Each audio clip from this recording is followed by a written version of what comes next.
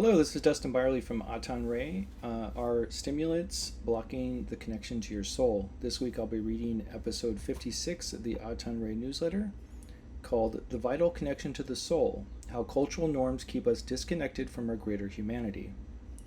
The archive describes the human experience as a layered, what you might call multidimensional experience. This is a very tangible and practical layering of senses we can all experience firsthand. Moving far beyond any weird abstract esoteric concept, they are described as bodies.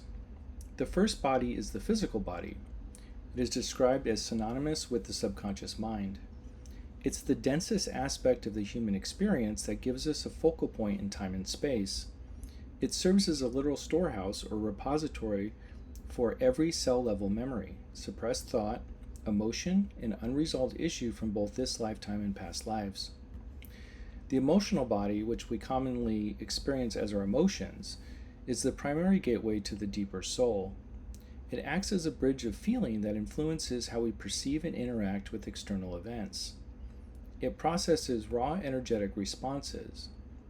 It experiences creative polarities, moving from dense survival passions like fear, anger, and jealousy into elevated states like concern, courage, and passion. The mental body is the architect of our immediate existence. Fueled by free will, it is divided into complementary left and right brain functions of intuition and logic. It speaks through correlated thought, linear logic, philosophy, ethics, and conscious decision making. Those first three bodies are what most people are aware of and can directly relate to on some level.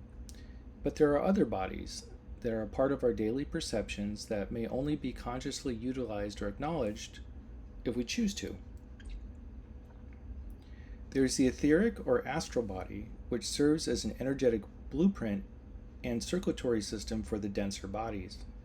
It handles the movement of life force, energy through meridians, the auric field, and the nervous system. It allows consciousness to travel independent of the physical form during heightened dream states or astral projections. Another body, the higher self, acts as an evolutionary bridge, standing between our earthly experiences and our eternal source. It is the compiled sum of all the higher principles, wisdom, and masteries an individual has successfully attained across their journeys in the earth plane. It serves as the literal doorway to the soul, filtering higher insights down into the conscious mind.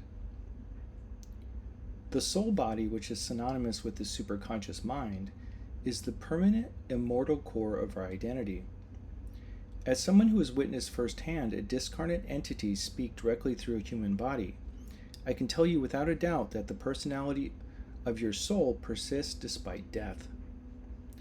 The soul holds the absolute memory of all past potentials and future blueprints. It's the pure state of life-sustaining energy that projects light downward to illuminate their human personality. Just like we interact with our bodies, moving them around, caretaking them, and performing physical acts, or explore our thoughts and minds, these other less-known bodies or dimensions of ourselves are available to utilize to reach our highest potential. But what has happened is that not only are we not fully aware of them in our current cultural context, but we may have many behaviors that directly block or disturb these natural aspects of ourselves. There's much to speak about on this matter, but I will focus on our generalized relationship with the emotional body as a Western culture. If the emotional body is the gateway to the deeper soul, then it is critical to have our emotional bodies fully integrated and present. It's what allows deep personal knowing and authentic, empathetic connections with other people. The archive states that nervous system stimulants like caffeine and other drugs that stimulate the nervous system detach the connection with the emotional body, blocking the direct connection with the voice of your soul. They explain that when artificial stimulants are introduced into the body, they trigger an unnatural acceleration with the biological nervous system, locking the body into a state of superficial tension.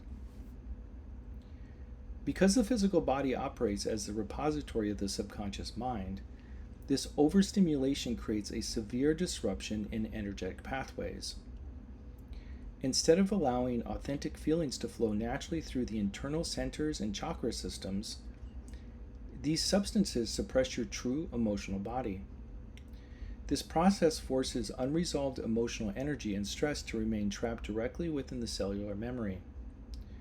Consequently, the overactivation numbs your subtle awareness, establishing a barrier that insulates the conscious mind from experiencing genuine inner sensitivity and isolates you from the intuitive guidance of the soul. Approximately 85% of all Americans drink a caffeine-based beverage as a daily routine. 1 in 5 indulge in the stimulant nicotine. 10% of young adults take the highly stimulating drug Adderall, with an additional 7.5% reporting misuse of the drug. When you put these and other statistics together, the baseline is that over 50% of all Americans are both taking a prescription and a stimulant on a daily basis. This is an important consideration.